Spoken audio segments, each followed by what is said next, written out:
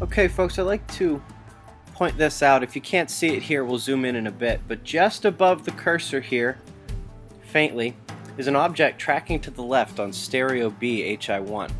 Now I want to give credit to John Gorman, channel here on YouTube, Goomanthon1, put links below. But essentially,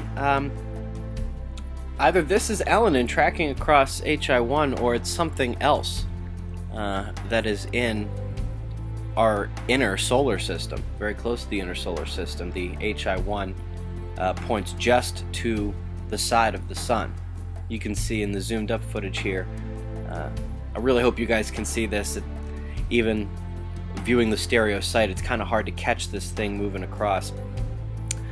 But yeah, this thing has actually been visible on Stereo B for about a week now. The video we're showing you takes place over the span of about 7 or 8 days. So the question is this Elenin? And I don't think so. And here's why. These pictures are taken from Stereo B. Now if you look here, it's a straight line down to Earth, and you can see that it's not quite a horizontal line out to Stereo B. It's slightly greater than a 90-degree angle. So if we come over here to the JPL, we can see there, right where the line comes down from the sun, is probably where Stereo B is going to be. That would be exactly a 90-degree angle. So we'll move it a little bit, and so right about down there is where Stereo B should be. Now as you're looking right there, it doesn't look like Elenin should be tracking to the left. This thing stares just to the right of the sun from where we're looking here, and it doesn't look like Elenin would be anywhere near it, anywhere near its field of view. It definitely doesn't look like it's tracking to the left. Kind of looks like it's moving directly away from the Stereo B. But it is kind of a tough call, especially because if that's not Elenin, not sure what it would be. NASA hasn't told us about anything else in our inner solar system. When you're looking right here, we can see that it should really be any moment now that Elenin should be showing up on the LASCO C3. There's something else interesting about what you see here on the stereo. Now my cursor is following the object, but look right above where it says 2011. You see a really bright object, bright enough that it creates the vertical interference line. It's now passing directly past the 2011. You can see it there at the bottom of the screen. Now the question is, what in the world is that?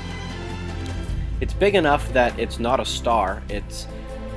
Our first thought is planet. That's what planets look like in Stereo B, but man, there's nothing over there. I mean, absolutely nothing over there. So what could this be? We're looking in that kind of general direction over there for this massive object. First thing we thought was, well, could that be Mars? And no, in addition to it looking like Mars is to the left of the sun, it's on the white, not the gray portion of its orbital, which means it's well above the orbital plane. And when we go back here in a second, you can see that this object we're looking for is clearly below the orbital plane of the Earth compared to the sun.